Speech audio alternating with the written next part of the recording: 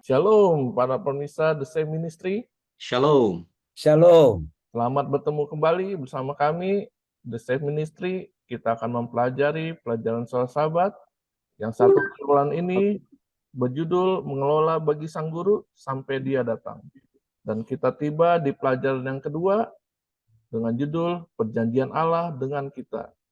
Dan kita akan mempelajarinya selama 1 minggu ini, tapi sebelum itu kita akan berdoa yang dipimpin oleh Pak Fajar. Silakan Pak Fajar. Baik, kita satu dalam doa. Bapa kami yang di surga, terpujilah namamu kekal untuk selama-lamanya. Bila mana kami ingin memberikan satu pelajaran sekolah Sabat, kiranya Roh Kudus-Mu terang dari surga mendiami hati serta pikiran kami, supaya kami dapat boleh menyampaikan kepada pemirsa The Safe Ministry, supaya mereka memperoleh satu inspirasi baru dan memahami akan firman Tuhan. Di dalam nama Yesus, kami berdoa dan mengucap syukur. Amin. Amin. Baik, kita akan memulai pelajaran soal Sabat kita, dan di hari Sabat petang ini kami minta Pak Tobing untuk menjelaskan apa yang kita bahas hari ini, Pak. Baik, terima kasih Pak Simon dan pemirsa The Safe Ministry. Pelajaran kita minggu ini berjudul Perjanjian Allah dengan kita. Ya, Pak Simon dan pemirsa The Safe Ministry, ada dua jenis perjanjian dilihat dari bersyarat atau tidak dalam hal melakukannya.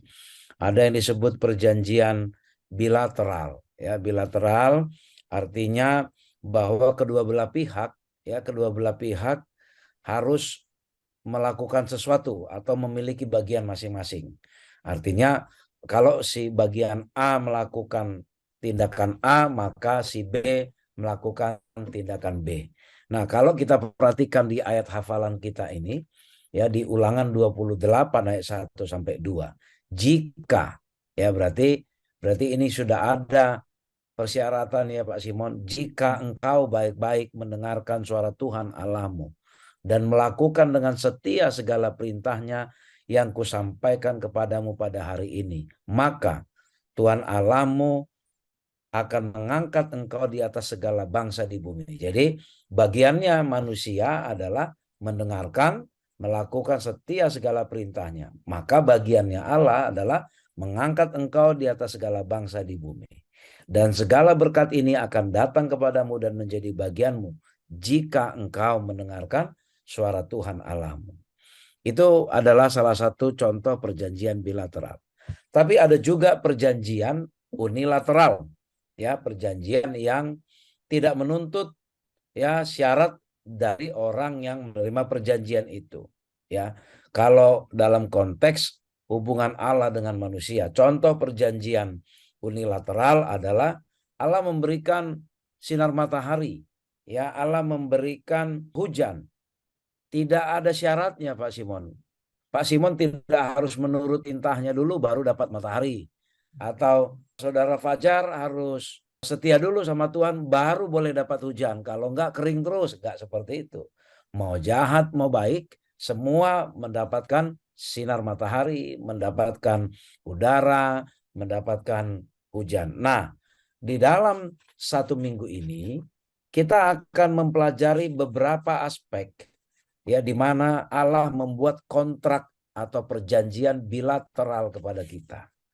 Terutama kaitannya dalam hal bagaimana kita mengelola apa yang Tuhan percayakan kepada kita.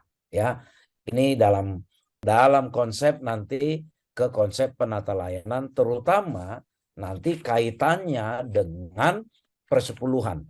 Karena kalau kita bicara penata layanan, Pak Simon, tentu kan bukan hanya bicara persepuluhan, banyak hal dalam penata layanan. Tapi fokus kita minggu ini adalah apa kontrak atau perjanjian Allah dengan kita dalam konteks persepuluhan.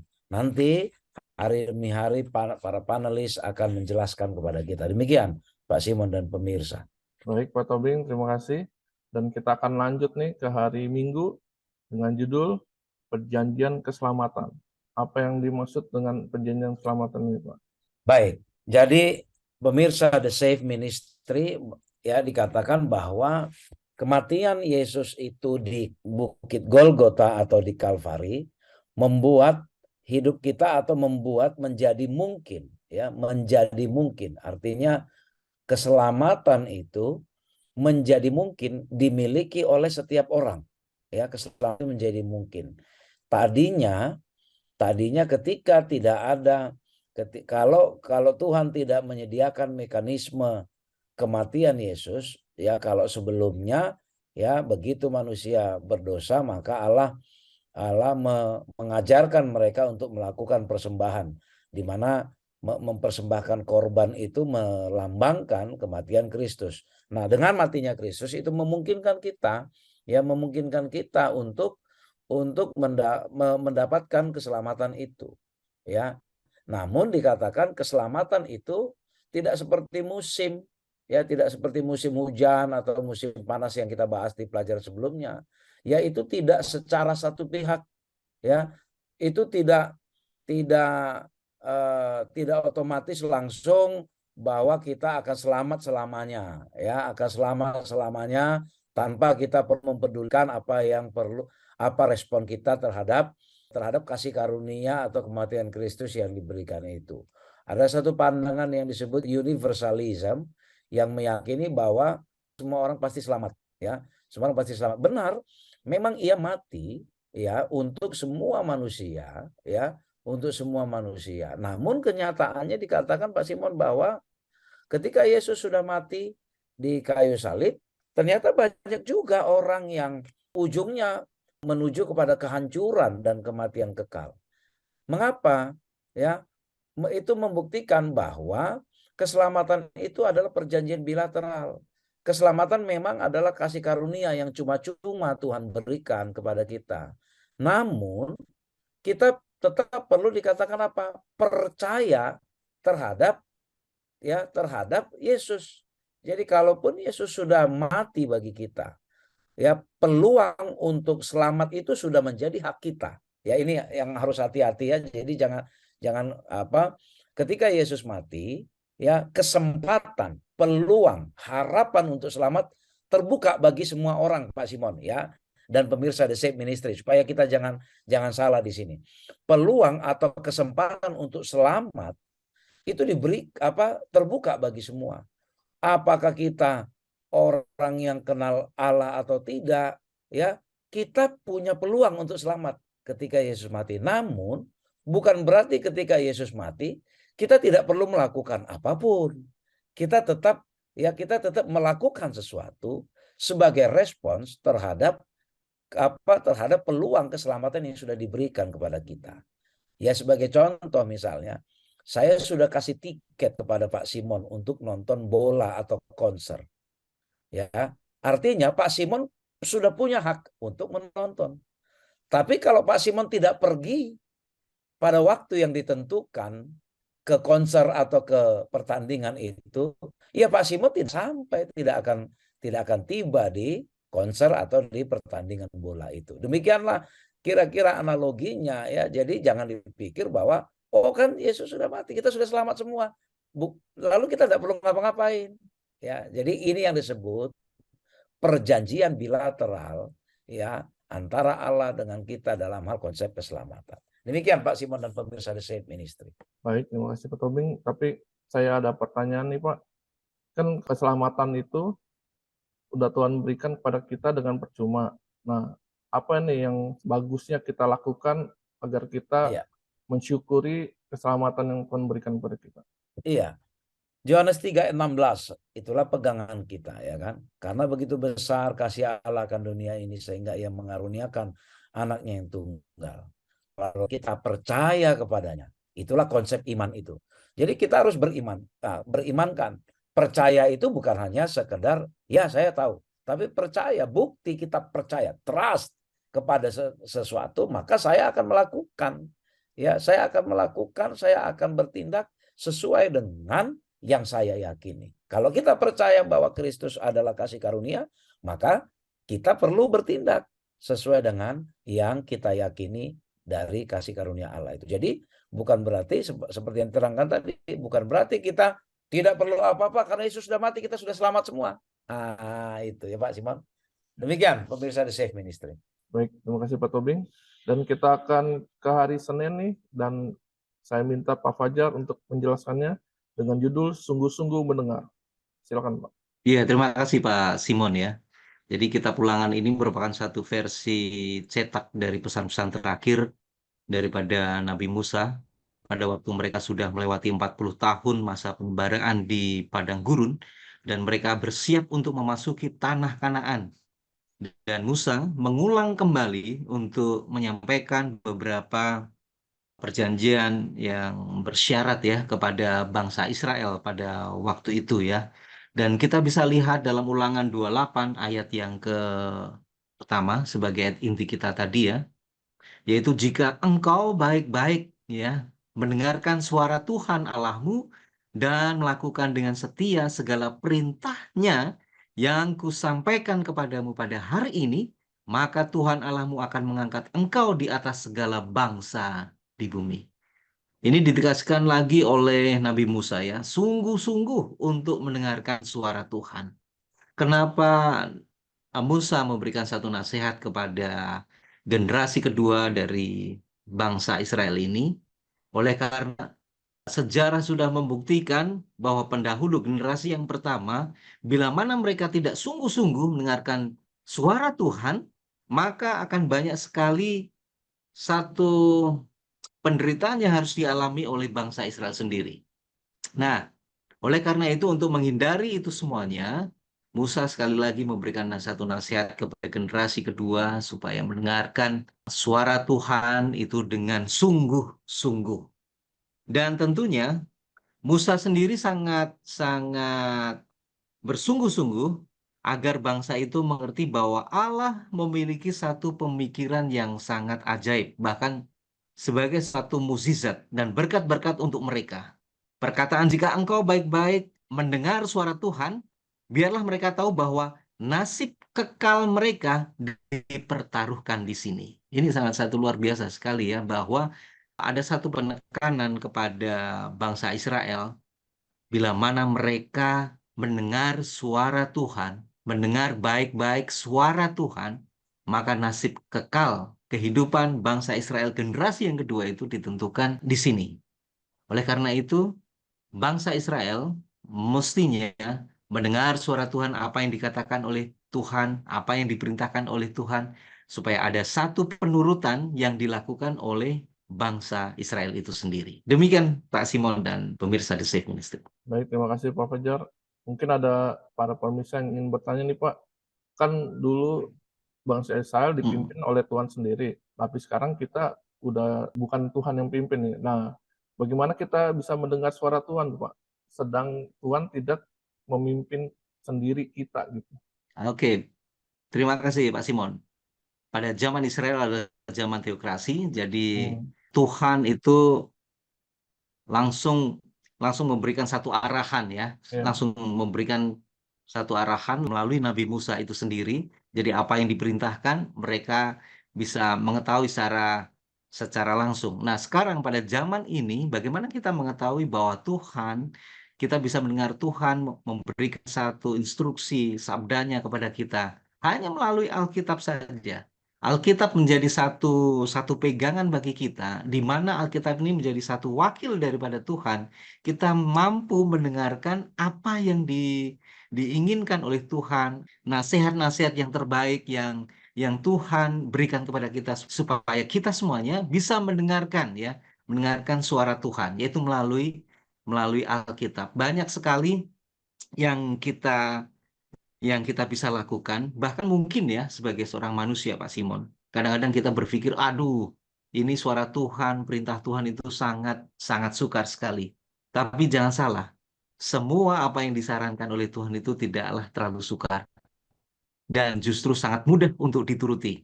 Dan begitu banyak ada satu berkat dan kutuk kalau kita lihat ya. Jika kita mendengar suara Tuhan, maka akan ada satu berkat-berkat itu menjadi bagian dalam kehidupan kita. Namun bila kita tidak mendengarkan firman Tuhan, kita tidak membaca firman Tuhan, akan ada satu akibat-akibat. Kita akan semakin jauh daripada Tuhan, kita seperti tidak memiliki satu pengharapan sama sekali. Dan ada banyak mungkin kutukan ya, akibat kita tidak mau mendengarkan suara Tuhan. Demikian Pak Simon dan pemirsa The Safe Ministry. Baik, terima kasih Pak Fajar atas penjelasannya. Kita akan lanjut ke hari Selasa, dan saya minta Pak Tobing untuk menjelaskan, hormatilah Tuhan. Silakan, Pak.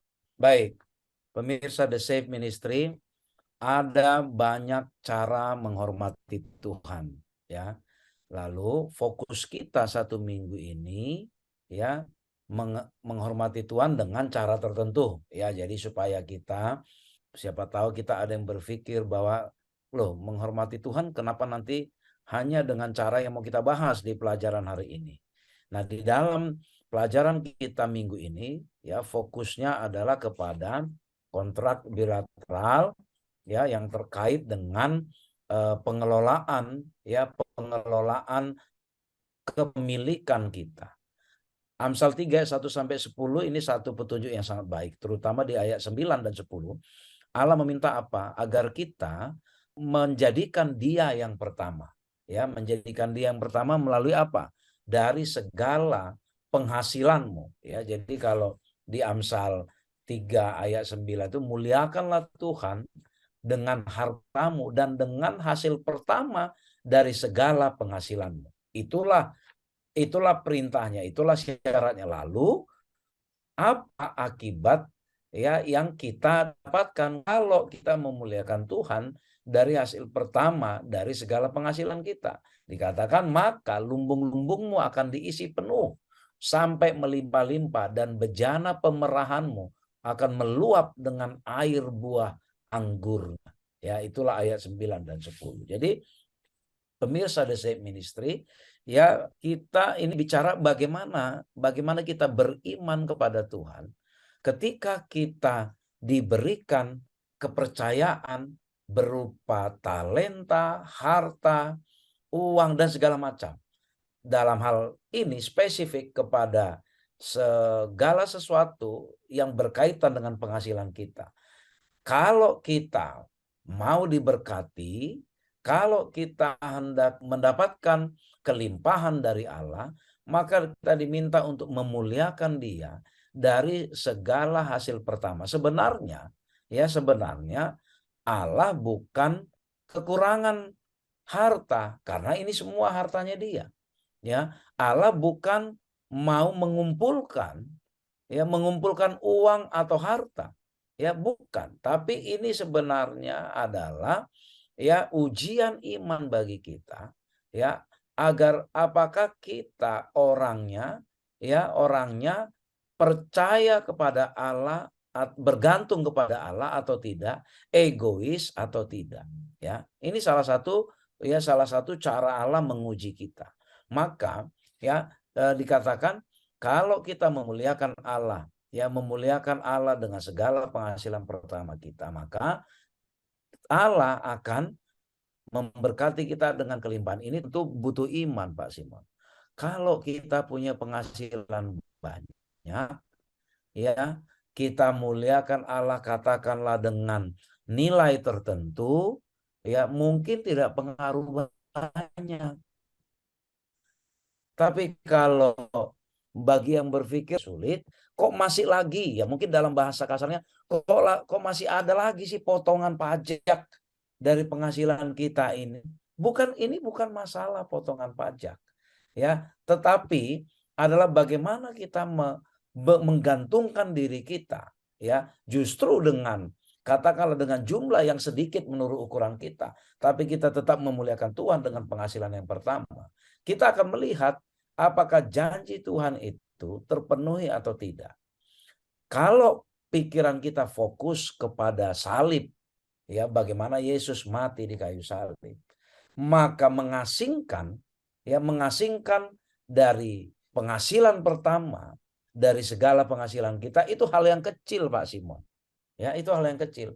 Kita akan berpikir bahwa tidak ada apa-apanya ini dibandingkan kematian Yesus.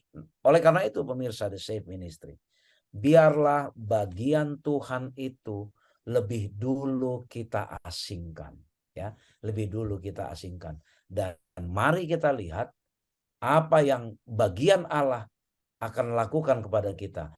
Lumbung-lumbung kita akan diisi sampai berlimpah-limpah. Berlimpah-limpah ini juga kita juga harus bijak memahaminya. Apakah kita langsung berlebihan harta kita? Oh, bukan seperti itu. Berlimpah-limpah itu ya sama seperti janda di Sarfat. Apakah dia tiba-tiba kaya? Tidak. Tetapi dia berlebihan.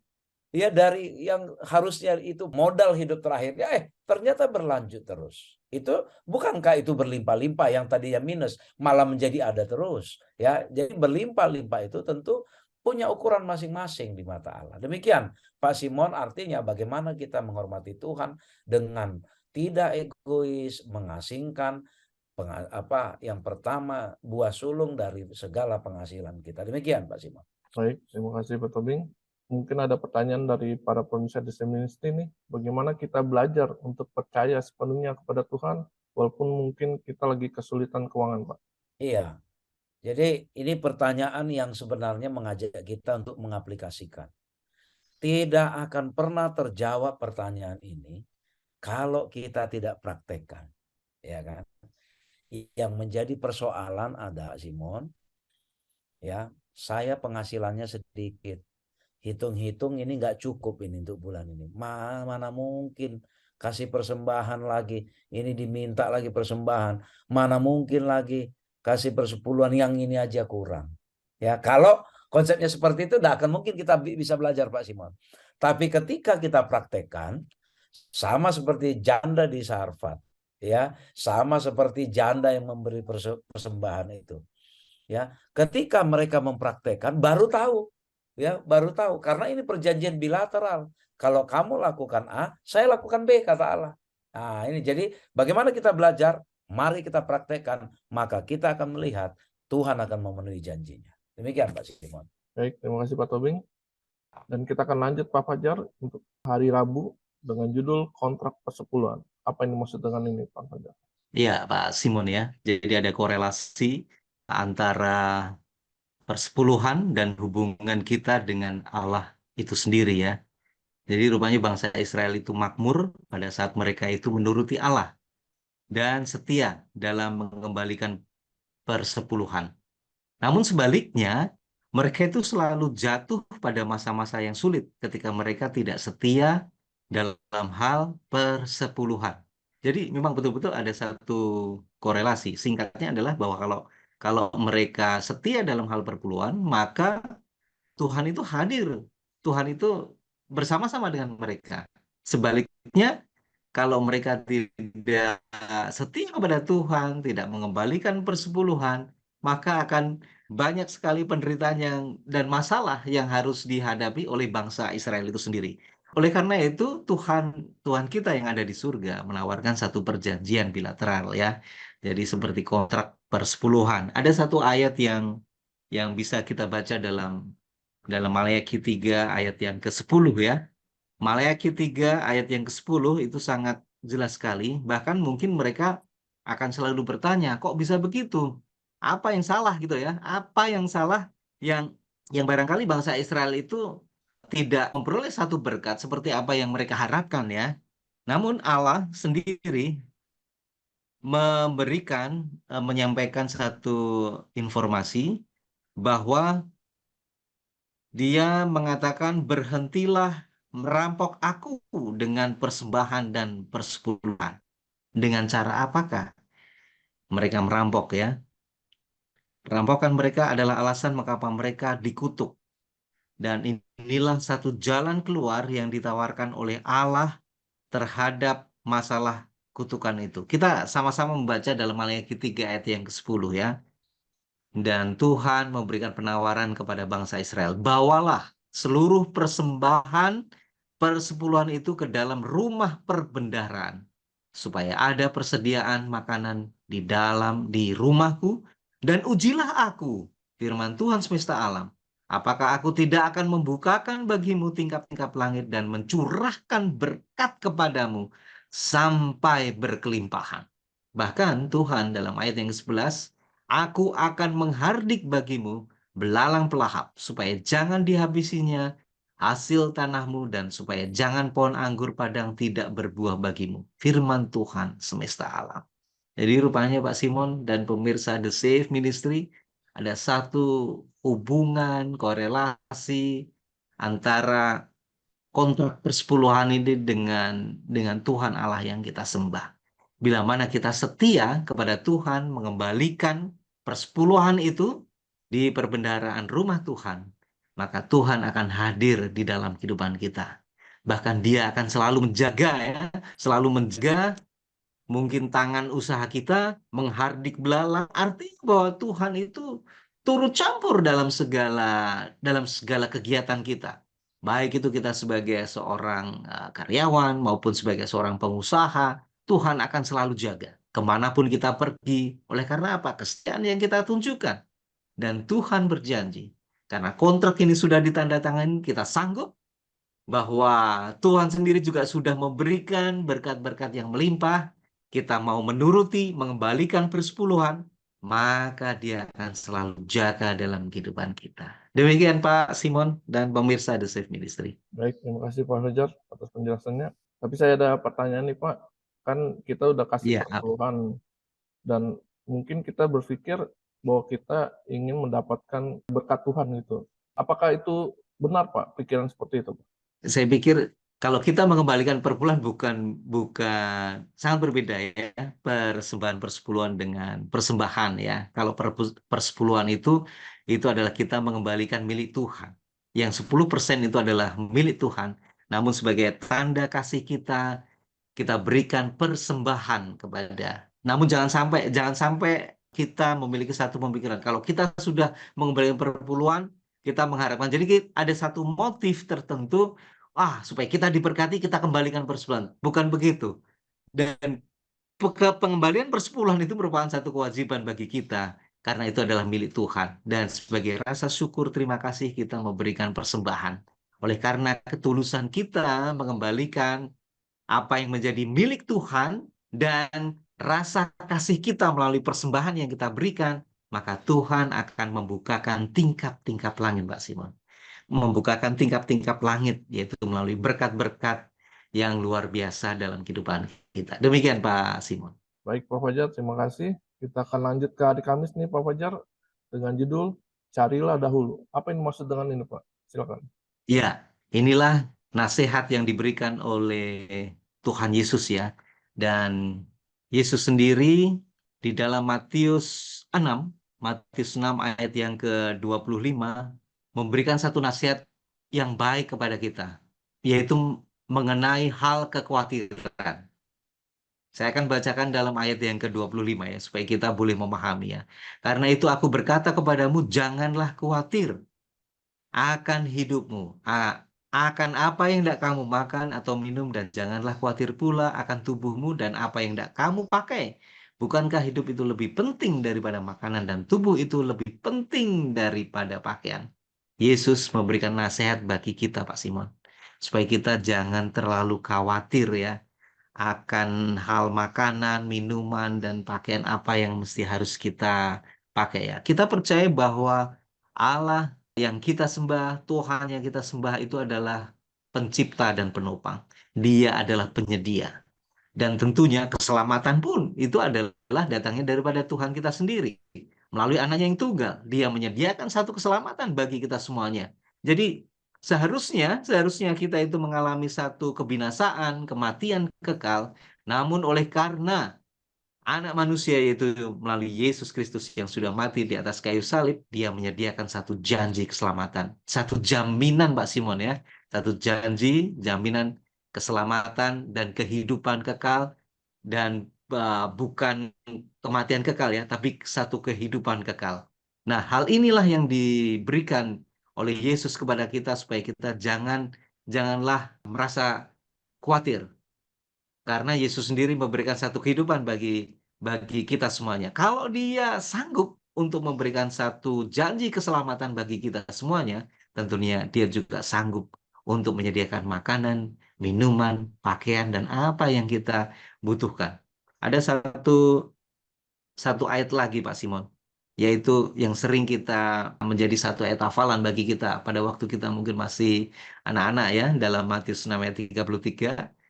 Tetapi carilah dahulu kerajaan Allah dan kebenarannya. Poinnya adalah carilah dahulu kerajaan Allah dan kebenarannya. maka semuanya itu akan ditambahkan kepadamu. Inilah janji kontrak yang diberikan oleh Tuhan kepada kita. Bila mana kita mencari kerajaan Allah dan kebenarannya, maka kebutuhan kita, kehidupan kita di atas dunia ini akan dipenuhi oleh Tuhan. Ini merupakan janji yang bukan janji yang kaleng-kaleng ya, tapi ini merupakan satu kontrak bagi kita.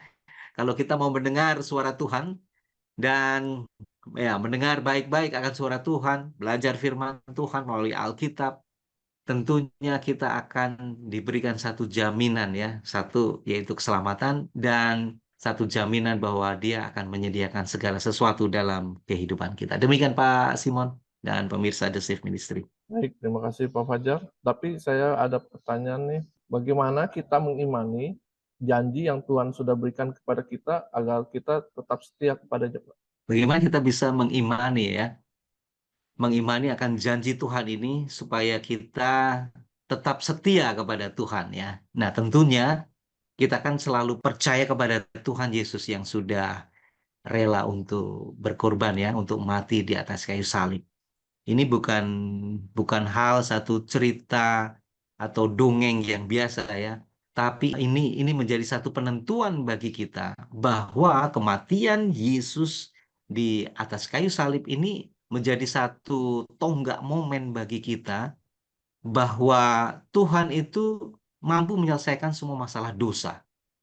Jadi ini menjadi satu isu alam semesta, bukan hanya sekedar lokal saja ya Pak Simon ya. Ini merupakan jadi satu masalah seluruh alam semesta, bagaimana pengorbanan Yesus di atas kayu salib itu akan meneguhkan bagi kita ya, akan meneguhkan bagi kita. Kalau kita yakin dan percaya akan pengorbanan Yesus di atas kayu salib dan kita mau menuruti apa yang diperintahkan sebagai wujud rasa kasih kita kepada Dia, maka tentunya kita mau tetap setia kepada Tuhan. Ya, mau tetap setia kepada Tuhan. Kita yakin dan percaya melalui firman Tuhan tentunya ya. Bukan mungkin pembicaraan orang lain, bukan mungkin penjelasan dari pendeta atau pastor kita, tapi kita memiliki satu keyakinan bahwa firman Tuhan, bahwa peristiwa-peristiwa yang pernah terjadi pada 2000 tahun yang lalu itu memang benar adanya dan menjadi satu tonggak sejarah akan penyelesaian masalah dosa. Dan kalau kita yakin 100% atas pengorbanan Yesus di atas kayu salib, tentunya kita mau tetap setia ya. Karena apa? Kita memegang perjanjian bilateral antara Yesus dengan kita itu sendiri. Kalau kita percaya akan ada satu janji keselamatan, akan ada kehidupan kekal yang ditawarkan oleh Tuhan. Tetaplah setia. Demikian Pak Simon dan pemirsa The Safe Ministry. Baik, terima kasih Pak Fajar. Dan kita akan menutup pelajaran pada minggu ini dan kami minta Pak Tobing untuk menjelaskannya apa yang kita bahas selama minggu ini. Baik, pemirsa The Safe Ministry, mari kita menerima pelajaran ini dengan iman dan hati yang terbuka. Jika kita salah paham terhadap pelajaran ini, kita melihat bahwa Allah itu seolah-olah pamrih. Allah itu banyak tuntutan. Allah itu minta ini itu. Allah itu menuntut pajak dari kita. Bukan seperti itu, ya. Bukan seperti itu. Oleh karena keberdosaan kita, sifat ketamakan, sifat mementingkan diri, itu sudah sangat menguasai pikiran kita sebagai orang berdosa.